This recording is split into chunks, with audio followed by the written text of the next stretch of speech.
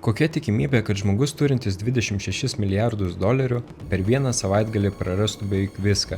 Skamba kaip filmo scenarijus. Bet būtent taip nutiko Samui Bankmanui-Friedui, FTX įkūrėjui, kripto pasaulio aukso berniukui, kurį vadino genijumi, o kiti vėliau vienu didžiausių finansinių sukčių moderniojoje istorijoje. Dar visai neseniai jo veidas buvo ant Forbes ir Fortune viršelių, į jo kompaniją pinigus dėjo didžiausi investuotojai, jo biržą reklamavo sporto žvaigždės, aktoriai ir influenceriai. Iš išorės FTX atrodė kaip naujos finansų eros simbolis. Greita, moderni, skaidri ir sukurta jauno genijaus, kuris neva norėjo pakeisti pasaulį. Bet užkulisiuose vaizdas buvo visiškai kitoks. FTX nebuvo tik sėkminga kripto birža. Tai buvo sistema, kur klientų pinigai, rizikingi statymai, politinė įtaka ir asmeninis Samo įvaizdis susimaišė į vieną milžinišką bombą. Ir kai ta bomba sprogo, žmonės neteko milijardų. Kaip Samas rado aukso skylę? Samas Bankmanas-Friedas gimė 1992 metais Kalifornijoje. Jo tėvai buvo akademikai, susiję su teise. Jis pats baigęs aukštąją, įsidarbino Jane Street vienoje žinomiausių prekybos firmų. Būtent ten jis pamatė, kad kriptovaliutose yra galimybė uždirbti milžiniškus pinigus. Iš tų pinigų 2017 metais jis įkūrė Alameda Research. Iš pirmo žvilgsnio tai atrodė kaip ambicinga kripto prekybos įmonė, bet vėliau būtent Alameda tapo viena svarbiausių FTX žlugimo dalių. Samo įvaizdis. Kuklus milijardierius. Samas turėjo vieną labai stiprų ginklą. Jis viešai kalbėjo apie efektyvųjį altruizmą. Idėja, kai reikia uždirbti kuo daugiau pinigų, kad vėliau galėtum padaryti kuo daugiau gero pasauliui. Tai skambėjo gražiai. Jaunas milijardierius, kuris neva nesivaiko prabangos, nori ne Lamborghini, o išgelbėti pasaulį, nešvaistyti pinigus, o juos panaudoti geriems tikslams. Jis vairavo paprastą Toyota, į susitikimus eidavo su marškinėliais ir šortais. Atrodė taip, lyg jam pinigai nerūpėtų. Žmonėms tai patiko, tik buvo viena problema. Šis kuklaus genijaus įvaizdis nebuvo visa tiesa. Realybėje Samas gyveno Bahamose, kur turėjo 10 milijonų dolerių vertės nekilnojamo turto. Alameda – vieta, kur prasidėjo problema. Alameda Research turėjo būti rimta kripto prekybos įmonė. Daug žmonių buvo iš Samo artimo rato. Buvę draugai, buvę kolegos, žmonės, kurie kartu gyveno, kartu dirbo ir dažnai buvo susiję asmeniniais santykiais. Viena svarbiausių asmenybių buvo Caroline Ellison. Ji tapo Alameda Research vadove. Ir čia prasidėjo absurdiška dalis. Žmogus, kuris valdė milijardų dolerių prekybos operacijas, viešai pripažino, kad darbe naudoja labai mažai matematikos. Pagalvok apie tai. Įmonė prekiauja milijardais, rizika milžiniška, o vadovybė elgėsi taip, lyg žaidžia žaidimą. Ir būtent ši žaidimo atmosfera vėliau virto katastrofą. FTX. Graži vitrina, baisi sistema. 2019 metais Samas paleido FTX. Tai buvo kriptovaliutų birža. Vieta, kur žmonės galėjo pirkti, parduoti ir laikyti kriptovaliutas. Jis siūlė sudėtingus produktus, ateities sandorius ir kitus instrumentus, kurie buvo skirti ne tik paprastiems vartotojams, bet ir rimtesniems kriptotraderiams. FTX taip pat turėjo savo žetoną – FTT. Ir čia yra labai svarbi detalė. FTT buvo pačios FTX sukurtas žetonas. Iš esmės kompanija sukūrė savo kriptoaktyvą, kuriam rinka priskyrė vertę. Kol viskas kilo, niekam tai per daug nerūpėjo.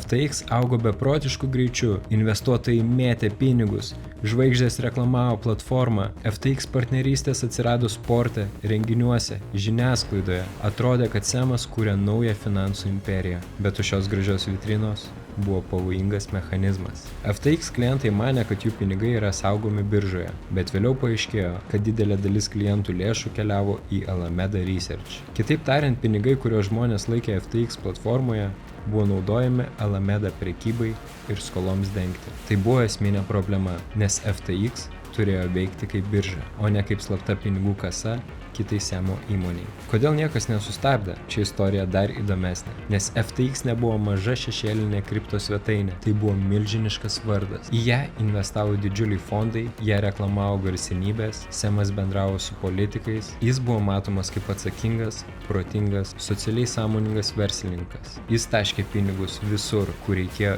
įtakos. Ir būtent dėl to ši istorija yra tokia baisi. Nes klausimas nėra, kaip Samas tai padarė, klausimas yra, kaip tiek daug protingų protingų žmonių to nematė. Investuotojai žiūrėjo į jį ir matė genijų. Žiniasklaida matė naujos kartos milijardierių, o paprasti vartotojai matė platformą, kurią pasitikėjo visas pasaulis. FTT žetonas – bomba po visą imperiją. FTX sistema turėjo vieną labai silpną vietą – FTT žetoną. Didelė dalis Alameda turto buvo susieta su FTT, pačios FTX sukurtų žetonų. Tai reiškia, kad Alameda balansas atrodė per stiprus tik tol, kol FTT turėjo aukštą kainą. Bet problema tokia, jeigu pats sukuri žetoną, pats jam priskiri vertę, tada naudoji jį kaip užstatą ir pagal tai skoliniai ar skolinėsi pinigus, visa sistema tampa labai trapi. Tai panašu į situaciją, kurioje atsispausdini popierėlį, parašai ant jo milijardas ir tada bandai įtikinti visus, kad tai yra tikras turtas. Kol visi tiki, sistema veikia. Kai tik pasitikėjimas dingsta, viskas griūna. Ir pasitikėjimas dingo 2022 metų lapkritį. 2022 metų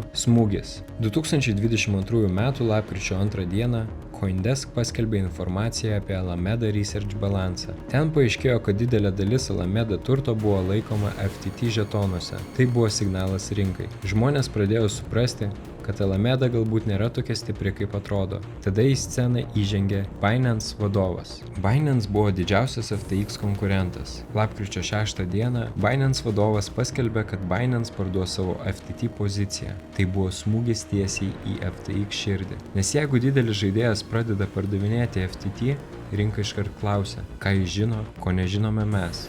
Semas bandė raminti situaciją, jis viešai teigė, kad su FTX turtu viskas yra tvarkoje, bet buvo per vėlu, pasitikėjimas jau buvo pažeistas, o finansų pasaulyje pasitikėjimas yra viskas.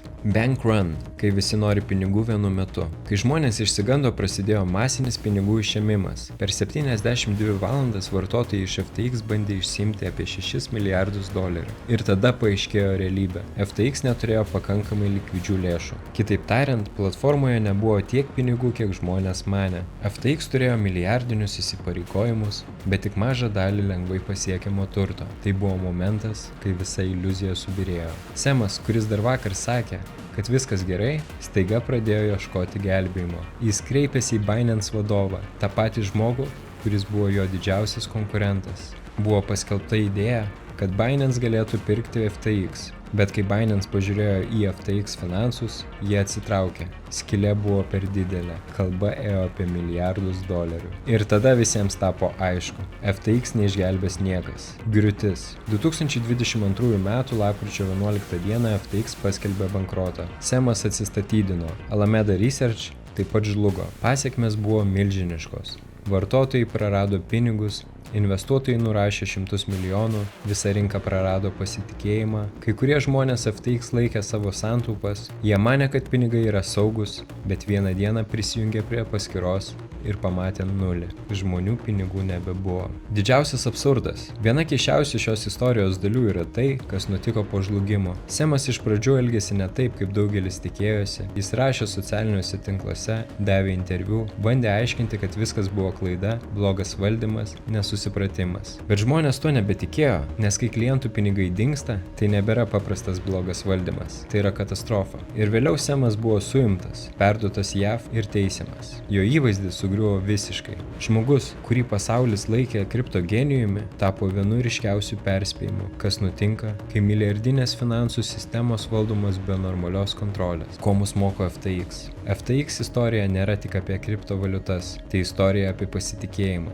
apie tai, kaip lengvai žmonės patiki įvaizdžiu, kai už jo stovi pinigai, garsūs vardai ir graži misija. Semas neatrodė kaip klasikinis blogietis, jis neatrodė kaip žmogus, kuris nori visus apgauti, jis atrodė kaip keistas, protingas vaikinas su paprastais marškinėliais, kuris kalba apie pasaulio gelbėjimą. Ir būtent todėl tiek daug žmonių patikėjo. Bet finansuose gražus įvaizdis nieko nereiškia, jei nėra kontrolės. Jeigu klientų pinigai maišosi su rizikinga prekyba, tai nėra inovacija, tai pavojus. FTX per kelias dienas iš vienos garsiausių kripto kompanijų pasaulyje virto bankroto byla. Semas Bankmanas-Fridas iš milijardieriaus tapo žmogumi, kurio vardas dabar siejamas su vienu didžiausių finansinių skandalų šiuolaikinėje istorijoje. Ir čia yra pagrindinė pamoka. Kai visi aplinkui vadina žmogų genijumi, tai dar nereiškia, kad jis toks yra. Kartais tai tiesiog reiškia, kad niekas dar nepažiūrėjo į skaičius. Iki kito karto.